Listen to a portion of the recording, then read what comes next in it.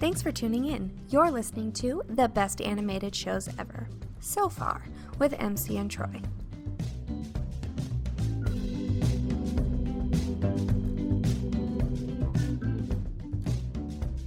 I'm Troy.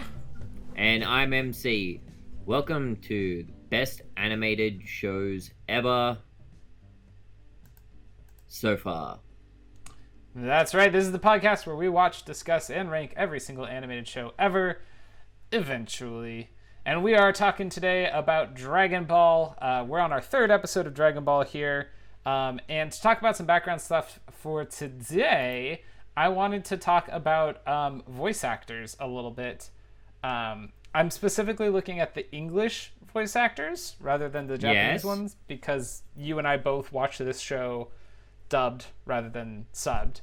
Yeah, we did. And I didn't find a lot of interesting things to say because I'm not a huge anime fan. So a lot of the cast of Dragon Ball has been in a ton of anime, but it's a lot of shows that I don't really know. So I'll share. I know a few of them, but the big one that I know, I'm not sure if she's in this one or if it's Dragon Ball Z, but I know Laura Bailey from Critical Role had a big part in the dubbing of a lot of these animes. Looks like she was in Dragon Ball. Oh, she plays young Chi-Chi. There you go. And she plays she plays Haski? Is that the girl who? No, I don't think so. No, I don't think we've seen her characters yet. So yeah, nobody that's in the episodes we've watched so far. Yeah, she plays Trunks, young Trunks. Yeah. Dude, she plays a lot of roles. Cool. Yeah, she's really cool. And she's on Critical Role. That's awesome. She was not one of the ones that I came up with, but yeah. Young Trunks is like, I love Young Trunks and older Trunks. Trunks is a cool character, so neat. Yeah. So who are the other voice actors? Let's see if there's anyone who I might know. Sure. So the first one is the voice actor currently playing Goku, where we're at in the show. Is Stephanie Nadolny. Okay. Which, do you know the show OKKO? No. I don't either. It looked familiar, the art style, but I don't know if I've ever... I don't know. But she's the main character on that. But of course, she's also Gohan in Dragon Ball Z, is what I know her for. Oh, okay. So she played young Goku on Dragon Ball, as well as playing Gohan on Dragon Ball Z, which really means that what happened was she played young Gohan in 1995 for a couple of episodes. Young Goku in 1995 for a couple of episodes when Funimation first did their dub. Then she played Gohan. So when they did Dragon Ball Z, they were like, you were pretty good as the kid. You want to come be the kid? And then when they did Dragon Ball for real in 2001, they were like, hey, you want to be that kid again? I hadn't really thought of that, but that's how that would have gone down. And then Sean Schimmel is Goku in Dragon Ball Z and also plays Teen Goku on Dragon Ball later on in the series, which would have been in 2001 when they redid it. They would have had him come in and take over when Goku gets a little bit older. So he would have been first cast as adult Goku and then later cast as young Goku, which is kind of weird. Or teen Goku, not young Goku. Is Bulma the same person? Bulma is Tiffany Vollmer. I thought so. And she's played pretty much Bulma. There were a couple of other credits. She's done other voice acting stuff, but nothing that really stood out to me. It's just like her... Yeah, she sounded the same, so I was like, I think that's the original Bulma, like the one from Dragon Ball Z. And I'm like, oh, this would be the original Bulma. But I'm like, yeah, I think that's just Bulma. Her voice doesn't change much.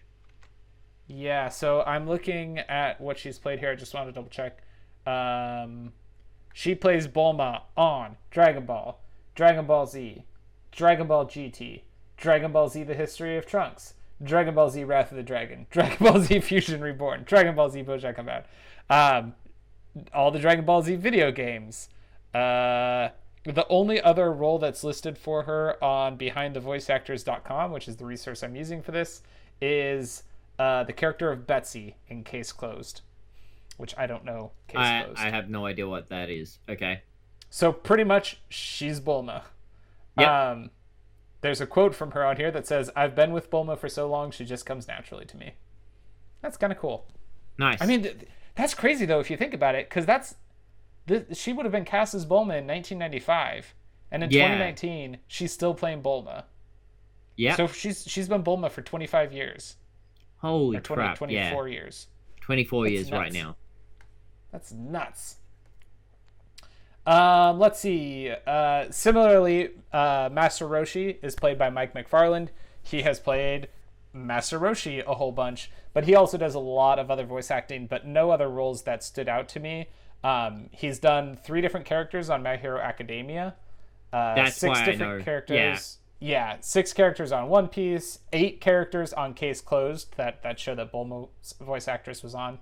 5 roles on Yu Yu Hakusho. So he's all over the place. Okay, no, yeah. I recognize the name, but I'm like, I don't know where I'd know that from. Because it was probably Inuyasha, because that's one of the other few shows that I sort of watched in English before I got into subtitles.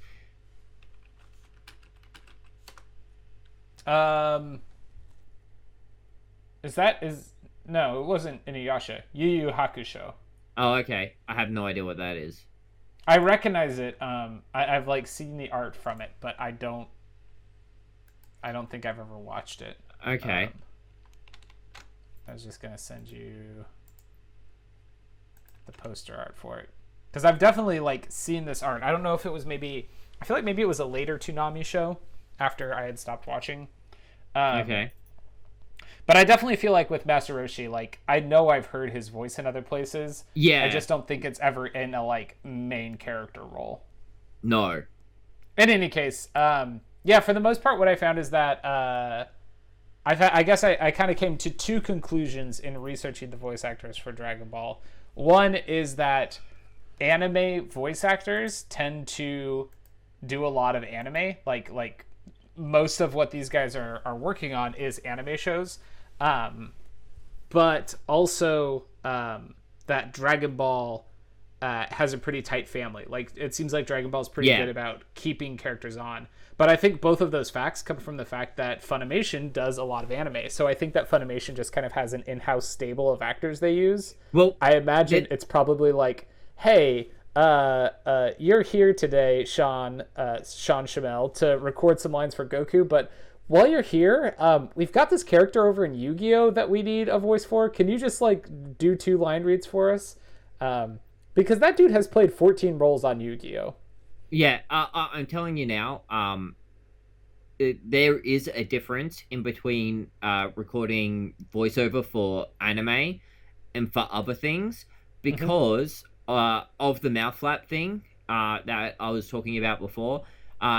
There is a sort of rhythm and like how you're supposed to say things and how the recording goes in anime, because it's all the animation's already done. So you got to try and fit all the lines in, and so it's a different sort of process than when you do normal voiceover, because in other voiceover they get the recordings and then they draw and then everything. Animate. Yeah, that's true. So it's a little bit of a different skill set for the actor. Yeah. So I'm guessing a lot of these voice actors are doing this, and well, they're in the mindset of doing anime, and they might find it easier or harder to do, or they're just not getting other jobs because of the way that they approach the like the content. So they might just stick with anime for that reason, or they could just be getting a really good paycheck as well. Could be, because I'm guessing Funimation is doing fairly well. I mean, it seems like it. Yeah. I wonder what that's like, the difference in if there's a different pay structure for that, because you're right, it does seem like that would be an additional skill set on top of normal voice acting skills. So let's hope that everybody's being compensated fairly. Yeah. One of the things I did see is that a lot of the Dragon Ball actors do their voices in the video games as well, which I know isn't always the case. Sometimes they do different voice actors for video games. But it seems like with Dragon Ball, they pretty consistently have the voice actor from the show comes over and does the games as well. Well, the other thing like that is all the Naruto games. Mm-hmm. They're done by all the voice actors. But I prefer to have it on the Japanese, just so I don't have to hear Naruto yell, what is it? Let's do this, or awesome all the time, or whatever his other lines are. The Naruto games are ones I've thought about playing through on stream at some point. I think it would be fun just because I know so little about Naruto that I'd be like totally lost about what was happening in the story. I mean, you know a little bit of what would be happening, but there's a lot of it that you would just like you would need more context for. But I'm pretty sure they are pretty good at telling like the main storyline in the game. So you would actually catch up a lot faster playing the games than you would actually be watching the show. That's probably true. Because the games are going to be shorter than the show. Oh, yeah. Not just that, but the show tends to have, like, recap episodes and, like, a whole bunch of flashbacks and all this other filler episode stuff that the games just won't touch. Well, maybe I'll do that at some point. I don't dislike what I have seen of Naruto. I just haven't seen much. But this is not a podcast about Naruto, at least not yet. No. This is a podcast about episode 3 of Dragon Ball, which is called The Turtle Hermit's Quinto Un, which translates literally to Somersault Cloud, which is freaking adorable. Also called The Nimbus Cloud of Roshi.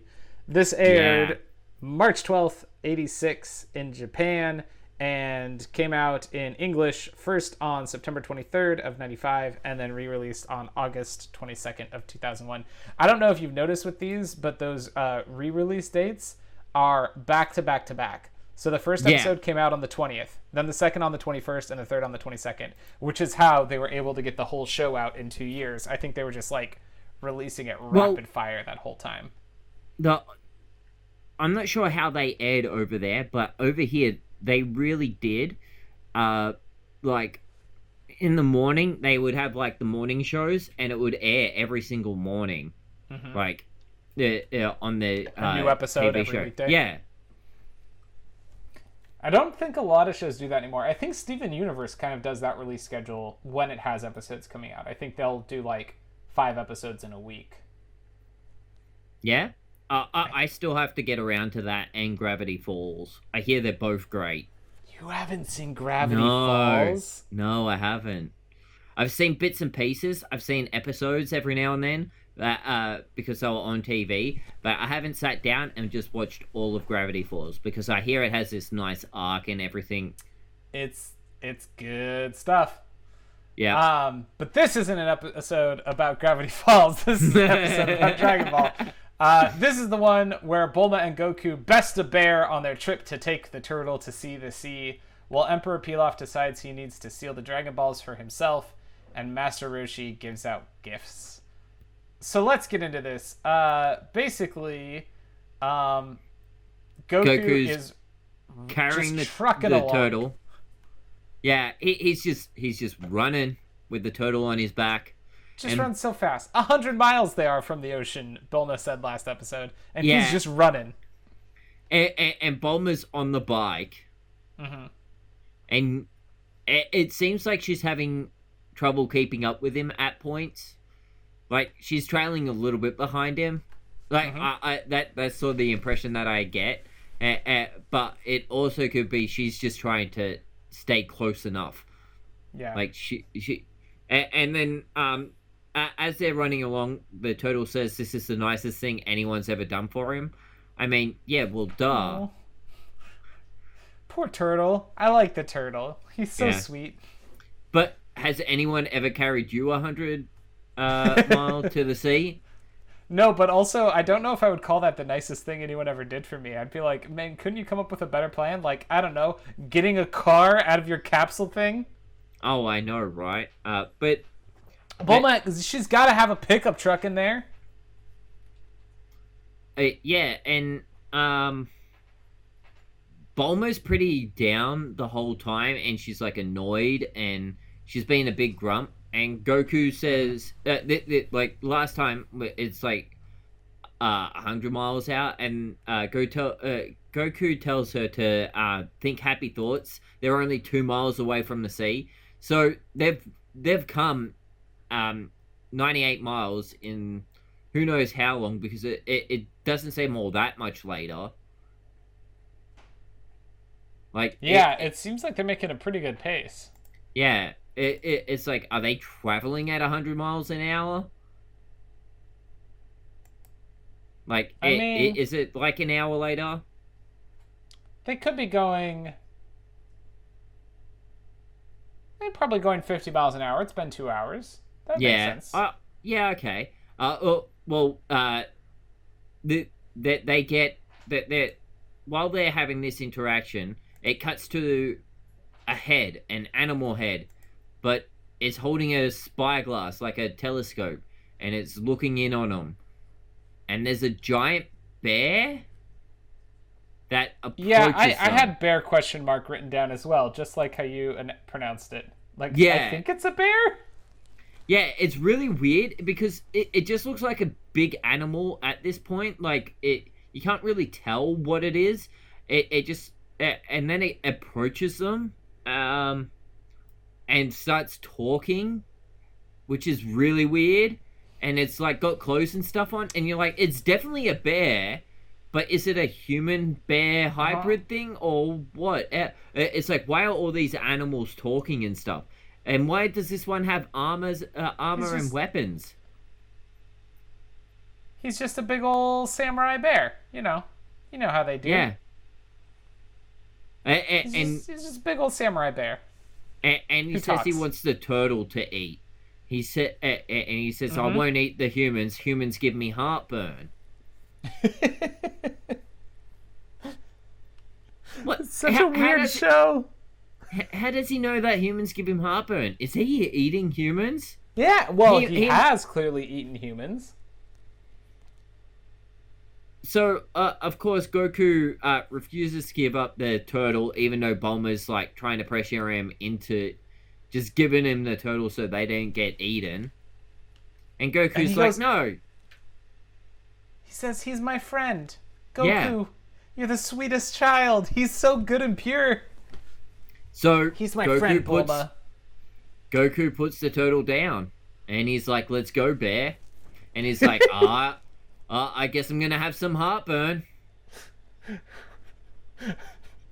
I want a shirt that just says, let's go, bear. Wait, no, never mind. Context is important for that one.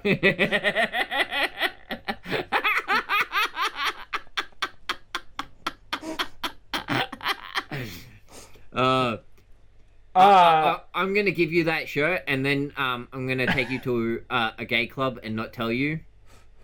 Please don't. That'd be problematic. Yeah, so Goku starts sparring with this bear, and basically he's doing that thing we've seen in so many shows where it's like he's fast, the bear's strong, but he's fast, and so he just keeps like annoying the bear by dodging all his punches and stuff. Yeah, and then he gets all up in his face. It's so bad. The giant sword that the bear has, and he's just swinging it around.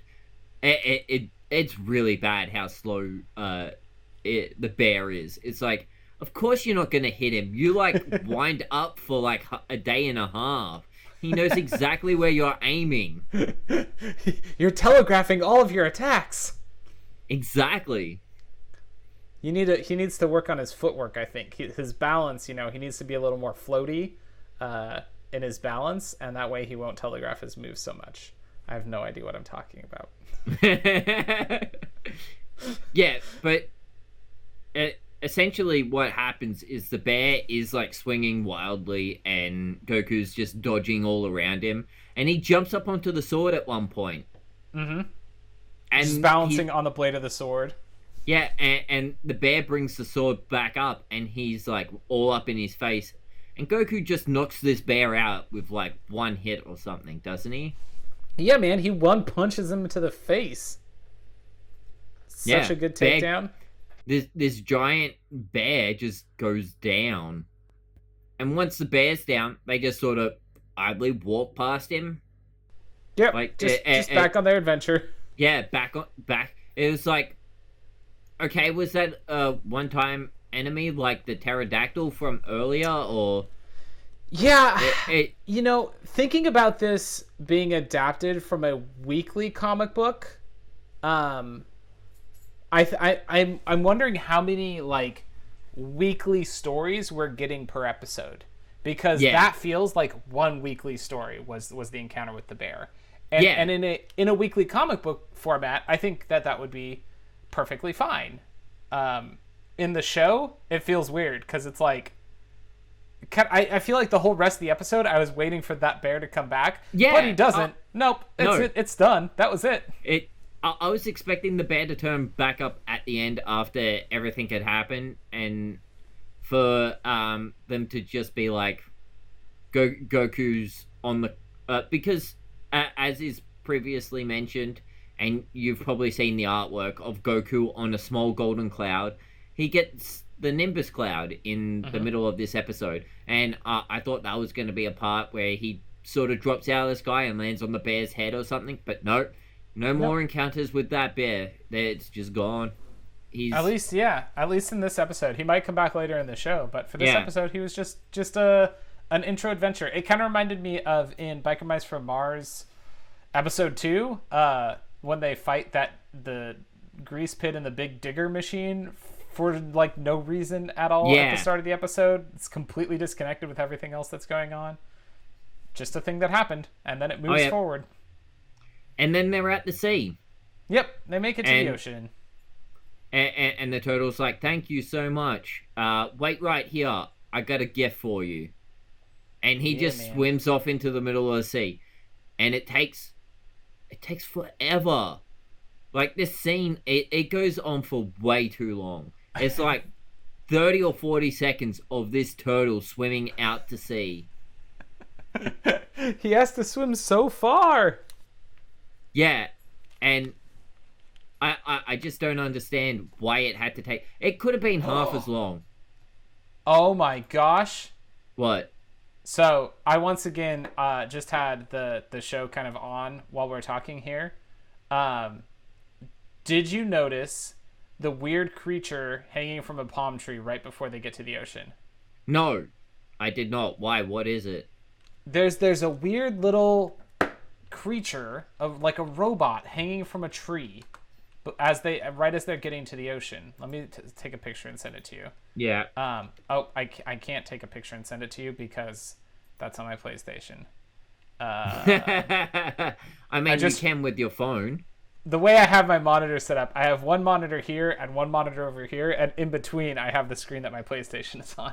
So I just tried to do a screen grab from that and it didn't work.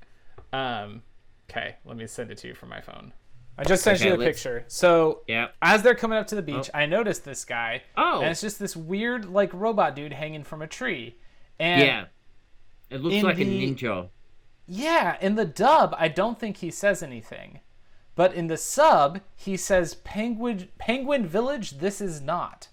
So, Penguin Village was where Dr. Slump lived in Takayami's previous anime and manga series.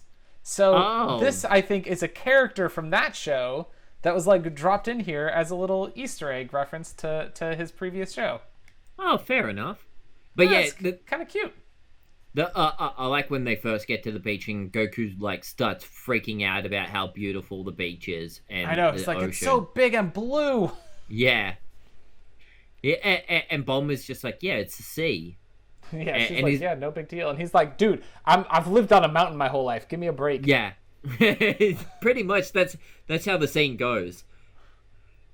And like I said, the turtle, way too long going out to sea. They could have cut that scene in half. But then it cuts to Pilaf riding a horse through a crowd as they bow and chant for him. And, yeah, he's a little guy and he's on a big old horse. Yeah, and essentially what happens now is it turns out that was a dream. Yep. That's He's not dreaming actually about happening. what it's going to be like once he does get all the Dragon Balls and uses them to wish to be Emperor of everything. So he's holding one of the Dragon Balls, and he's like, I need to get more of them. And I'm pretty sure Shu and Mai turn back up now. Yep. They come back to report on their journey to Skull Valley. And they have to report that they've failed. Mm-hmm. They tell him about the wolves, that there's so many wolves. And he still demands a Dragon Ball from them. Yeah. Even though they explained that there wasn't a Dragon Ball. Yeah. And that there was a bunch of wolves. There was no Dragon Ball. It was just wolves. Well, where's my Dragon Ball? No, sir, you don't understand. Yeah, that there wasn't a Dragon Ball. Give me my Dragon Ball. He demands it. And as this is when you first hear about Roshi as well, because he's yelling at him and then gets a phone call from somebody who's like, we found a Dragon Ball. It's with this old hermit named Roshi, and there's no one guarding it right now. Yeah. And he decides that they're going after this one now. So they go and jump in a plane. He sends the two of them off, but then he also goes with them. Yeah. And he's like, you keep screwing up on your own. Yeah, and he's like, I'm coming with you so to make sure that you don't screw up anymore. Mm-hmm. And essentially what happens is they jump in the plane, which has... Is it the same plane? Or is this a new one? Totally different style of plane. I actually noticed that. I'm like, man, he's got a good amount of planes. Yeah, I was like, wait, is that the same plane? Or is that a new one? And I wasn't paying much attention to the first plane. So... I didn't really notice, and I'm like, we'll come back to it later. I'm like, I'm sure Troy would have gotten that detail. I got you. But, he's like, I can't trust you guys, so I'm coming with you. And they fly off, and I'm pretty sure this is when... Yeah, this is when the turtle comes back with Roshi on its back. Yep.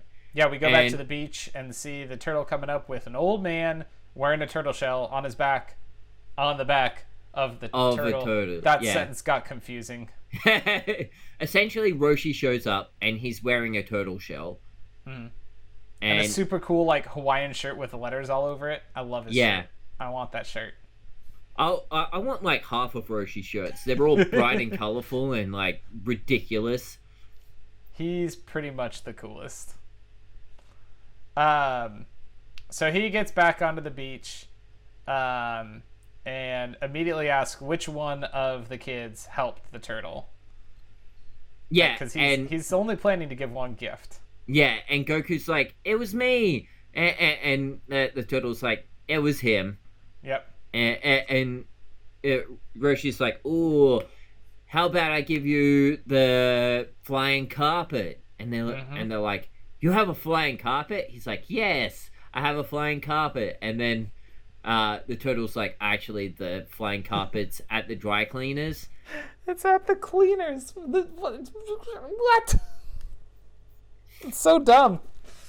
The flying carpet is at the dry cleaners, so he can't give him that. Yep, can't give him that. So, am I ready to get rid of Nimbus? What the hell? Yeah, so this is where Roshi calls... the Nimbus Cloud, which is iconic from not only Dragon Ball, but Monkey King, which is where I'm guessing this idea came from, because Goku has a tail. Yeah, the Journey to the West, is that what it's called? Yeah, Journey to the West. The inspiration for this show, very much. Yeah, so Goku gets a flying golden cloud, and only the innocent can sit on it. Yep. And Roshi jumps up to demonstrate, and he falls straight through the cloud. Straight through the cloud, because Roshi, as we'll soon find out, is far from innocent. Real quick, backtrack just a little bit. back to our dubs versus subs conversation. Yeah. No magic carpet in the subtitled version. Instead, he yells out, "Come to me, immortal phoenix!" Oh. And she goes, "Phoenix?" And Goku goes, "What's a phoenix?" And she says, "It's a bird that never dies." And Goku says, "That kind of bird's coming here?" And she goes, "Nothing's coming." And then, what does Turtle say? He goes, "The phoenix died of food poisoning last year."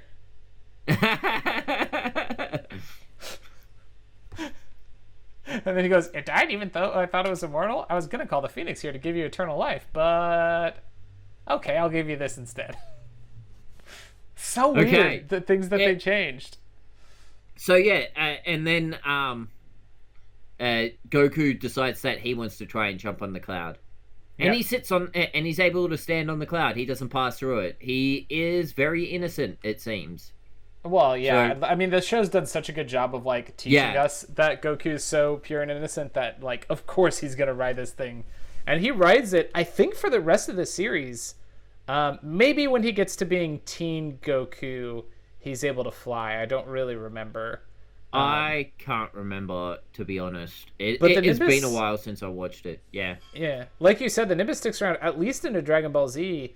I don't remember if it's around for the whole series, but Gohan's using it at the beginning of that show, so. Yeah. So, it sticks around, and it's a big part of the show. And it's very much a Journey to the West sort of deal, the Monkey King. I think after he gets the cloud, it cuts back to Pilaf, Shu, and Mai arriving at Kami Island, which is the home of Roshi and the turtle, I guess. This is the turtle hermit's home, and they get out, and you see the crocodile sunbathing at that point, I'm pretty sure. There's a crocodile as well on the island. He just hangs out on the island. Why not? Yeah, in a lawn chair, like one of those reclining long ones. He's just in it, and he's got sunscreen. And the three villains approach the door, and they're like, "Oh, should we just bust it open?" And Pilaf's like, "No, we're not thugs and that sort," or something along those lines. And he pulls out a universal key that he just sort of owns. Yep, but unfortunately, since Roshi's not there, there's no Dragon Ball for them to steal. We didn't mention it, but Roshi's wearing the Dragon Ball around his neck. We've already seen it. Goku and Bulma haven't seemed to notice yet. No. Oh, well, that's why I haven't brought it up. They sort of see it in the next scene. But Pilaf is like trying to get into the home. The universal key doesn't sort of work. And then it cuts to the side a bit, and Shu and Mai are in the window, and they're like, "The window's wide open. We just sort of climbed in." And then Mai's like, "I'll open the door for you." Is it on this part where they go talk to the crocodile? No, so not quite yet. That's right. It cuts back to the beach with Goku, Roshi, and Bulma. Where yes. Oh gosh. Goku's just like riding the cloud around, like really happy and everything.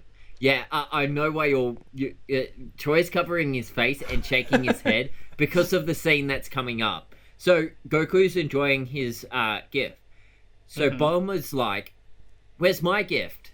And the turtle says to Roshi that she didn't help him, and Roshi gets this. Yeah, it's true. And Roshi gets this look in his eye. It's the look of you've seen this in animes before. It's the lascivious look that a lot of the older pervy characters get. Like he kind of gets that look to him, and he's like, "Show me your underwear and I'll give you a gift." Yep. Which comes back to the point that was made in the last episode. And what's that, Troy? Bulma's not wearing underwear. Yeah. She has no underwear on. She has no underwear. She doesn't know that she doesn't have underwear on. So yeah. she lifts up her pajamas. Thinking that she's flashing her underwear at him. Yep. Flashes instead everything at him and doesn't realize it still because she doesn't know that she's not wearing underwear. And he has a nosebleed, which is anime for he popped a boner. He popped a boner. I was trying. That's exactly the phrase that was in my head, and I was trying to think of. I saw the look on your face. I'm like, Troy wants to say he popped a boner, but he's not going to say he popped a boner. Oh, man. I'm going to say it because Troy won't. Exactly the phrase that was in my head, and I was trying to think of a slightly more mild version, but whatever.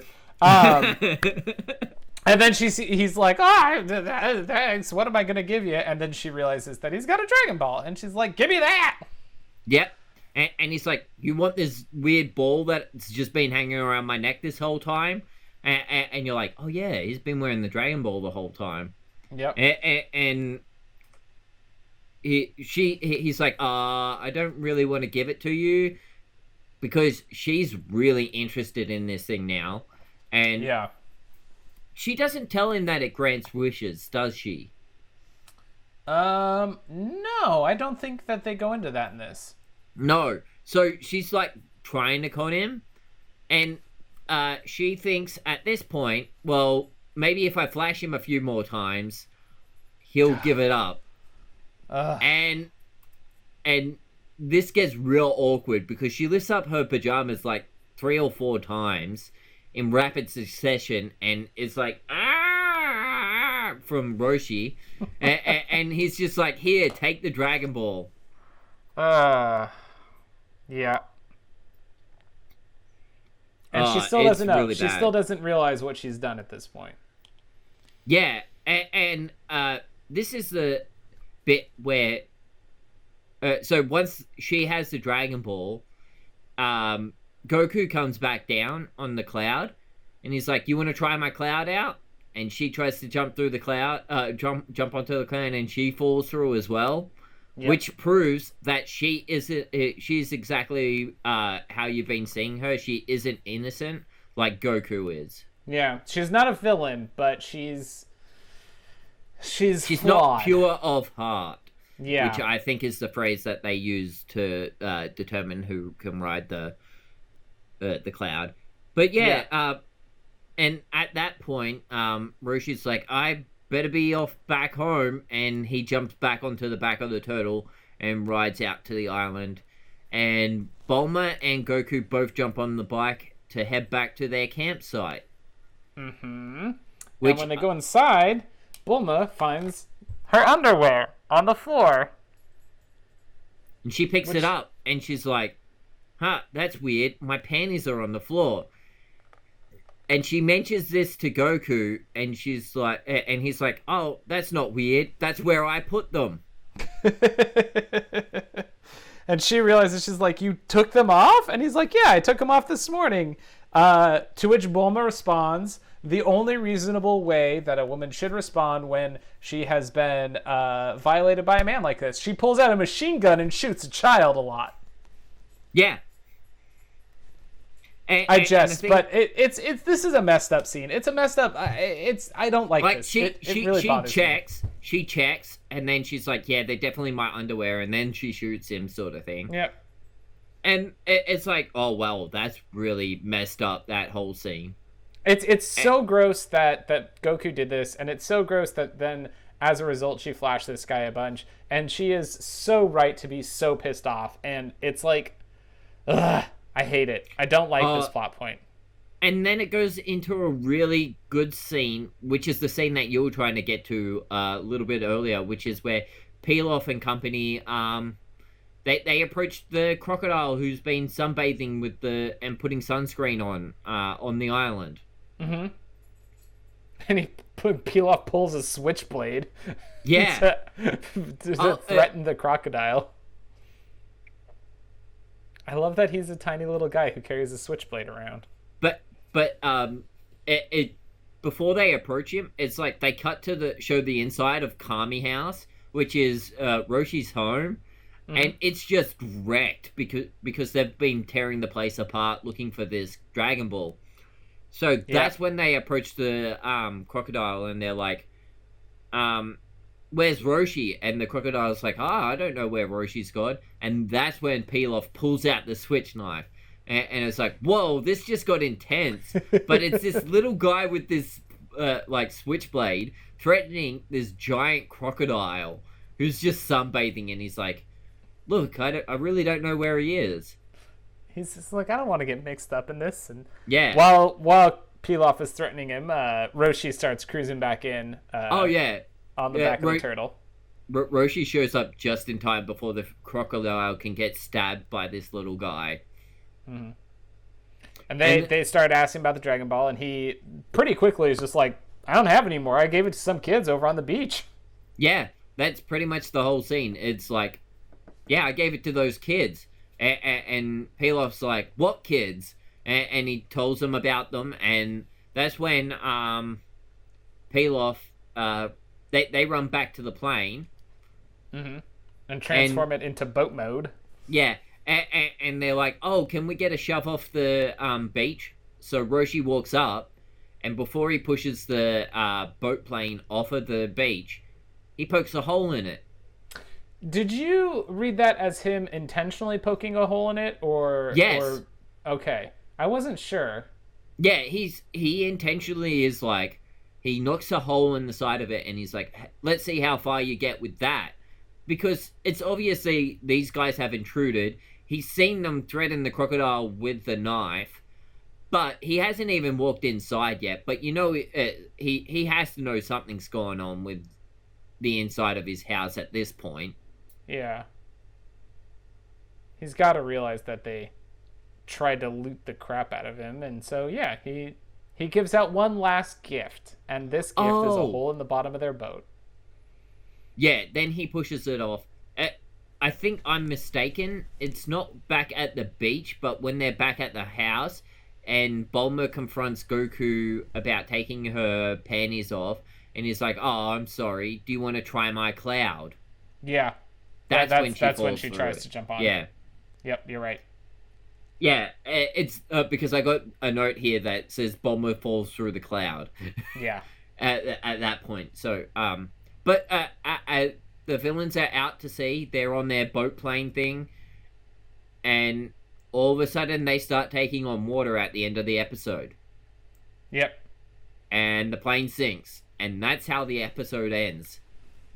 With Pilaf and company sinking to the bottom of the ocean because Roshi was like, these assholes have invaded my house. Let's put a hole in their plane. I think he's justified. True.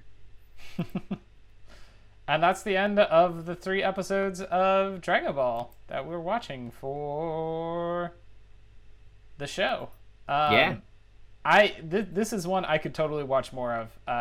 I could go watch the next episode of Dragon Ball right away. And I might. I like that it's an ongoing story. Yeah. SpongeBob SquarePants, I liked enough that I would watch more of it, but because it's not an ongoing story, there's not anything like pulling me to go watch more of it. But this definitely like has that draw for me where like when I finish these 3 episodes, I kind of wanted to go watch episode 4. Yeah. So I really like Dragon Ball. I'm not sure if it's just because I had this nostalgia of Dragon Ball Z as a kid, and finding out about this a few years later and watching some of it. But I really enjoy this show, and it's really goofy and fun, and it's very Japanese at times. Yeah. So yeah, do you want to go into the ranking? Yeah, so right now our list is number 1 is My Hero Academia, number 2 is SpongeBob SquarePants, number 3 is Biker Mice from Mars. Yeah. This is absolutely better than Biker Mice from Mars. Yeah. I don't think there's a question on that. No. Do you think it's better than SpongeBob SquarePants? Ooh, this is hard because both are influenced by nostalgia, but I think I'm more nostalgic about this because with SpongeBob, I was a passive watcher, because it was my younger sibling who was watching it. Whereas this was something that I actually went out and actually tried to watch myself. So I think this might actually be a little bit better than SpongeBob for me. I think it's better than SpongeBob for me as well. I think the big thing is that I like storytelling. I like narratives, and the longer form storytelling of this does it for me, even within an episode, not looking at like, season long story arcs, but even just within the episodes. SpongeBob episodes are 10 minutes long, and episodes of this are 20 minutes long.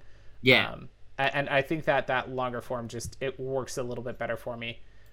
So yeah, I'm comfortable putting this above SpongeBob, which means the next question is it better than My Hero Academia? No. Yeah. I reckon with the new, like the more modern, like stuff that's happening in My Hero Academia, like just the better animation, how they've put the show together. It's not just for a Japanese audience; it is also for a Western audience as well. Like, I can feel they're not just trying to get one lot of people. They're trying to, like, cover the whole world with, like, this superhero show. And I really feel like it is a successor to, like, Dragon Ball sort of action anime. But I feel they're doing it a lot better than, like, even Dragon Ball back in the day did it. So I really think My Hero Academia is still our number one show at the moment. Yep, I would agree. I thought this was a contender for that role before we watched it, and then as we watched it, it was good, but not quite good enough to dethrone My Hero Academia. So that will stay at the top of the list for now. So the next thing we need to do is figure out what show we're going to cover next. And we actually have had some suggestions from listeners. So I think what I want to do is say that we can each pull one show ourselves, and then we can also each pull one show from our list of listener suggested shows, which I just sent to you over in Discord. I got it. Okay. I wasn't sure if you saw that spreadsheet pulled up.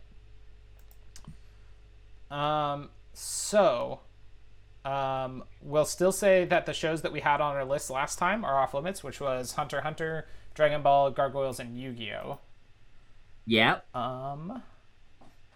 What did you mention earlier? Gravity Falls you mentioned earlier. Yes, I did. I'm gonna put Gravity Falls on the list. Yeah? Yep. I'm actually watching you type it in. So now I will choose another show. I actually see one here that I actually enjoyed watching all of the series of, but it's so Mob Psycho. It's really good, but I don't think I'm going to choose that this time because there is another show that I think will be a little bit more fun to do, which is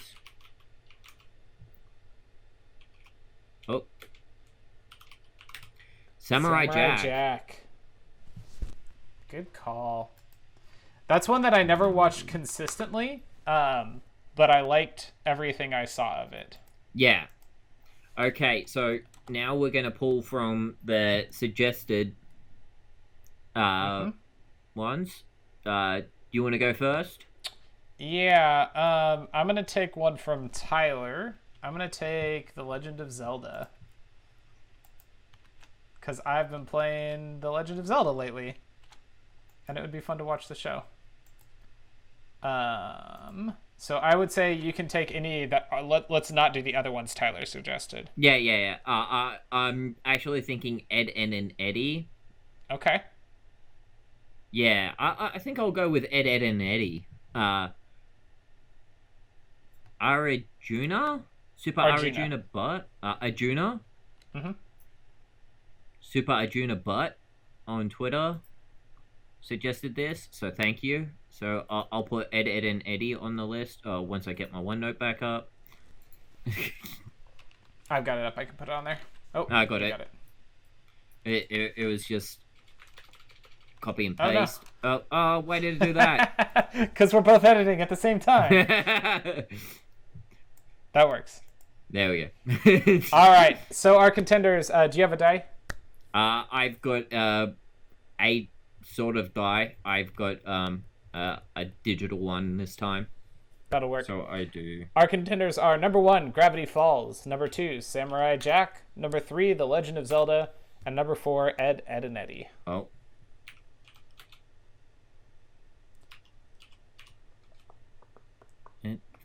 Why are you not working?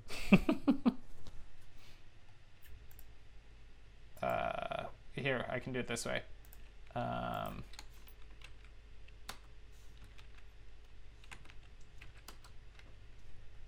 Wait, does that not work? There we go. Sidekick on Discord is a app that rolls dice for us. I had it roll a d4, and it has rolled a 3. Oh, I know what I was doing wrong. I was doing a slash, and I was supposed to put a exclamation mark. Are you okay taking the 3, or do you want to roll it somewhere else?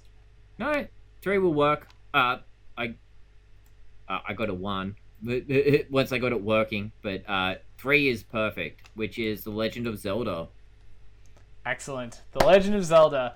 Oh man, I remember watching this show and liking it, and I know it's bad, but I remember liking it when I was a kid. Oh, it's awful. I didn't see it until I was a teenager, which is the worst thing ever, because at that point I had actually seen like good animation. Like, it's so bad. But it's gonna be fun. It's going to be fun, just because of how much I'm gonna rip on it and how much nostalgia you're gonna have for it.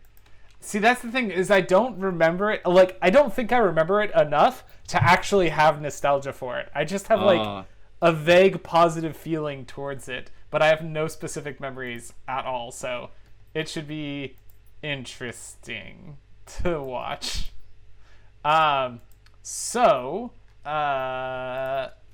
Let's see here. We've updated our big list. We have picked the show we'll be watching next, which means that we will see you next time for The Legend of Zelda Episode 1, The Ringer. That's a weird title, right? The Ringer is the name of the first episode. Well, I mean, when you think about it, Link is definitely a ringer when it comes to defeating things in Hyrule. But isn't a ringer like an undercover, good at things person? Like, yes. But he's not like nobody snuck him into the competition of rescuing Hyrule. I mean, it's also if you're just really good at something, that they'll say that you're a ringer for something. But I'm guessing it's both. Like, if you're trying to hide the fact that this person's a ringer, yes. But if you just straight up say, this is our ringer... Yeah. Because I know people who do that. I don't know that I've seen it used that way, but maybe it is. Cool. All right. Well, we'll see you next time for that. Holy smokes. MC. Do you know who wrote the first couple episodes of The Legend of Zelda? No. Bob Forward, who you may remember as one of the primary writers for Biker Mice from Mars. Oh, okay. We finally have a connection between two shows. Thanks for listening to the best animated shows ever, so far. Find the show on Twitter at BaseSFcast or email us at basesfcast@gmail.com. That's BASESFCAST. Our intro music is Funnin' and Sunnin', and our outro music is Motivator, both by Kevin MacLeod at incompetech.com, and licensed under Creative Commons by Attribution 3.0 license. Thanks again for listening, and tune in next time.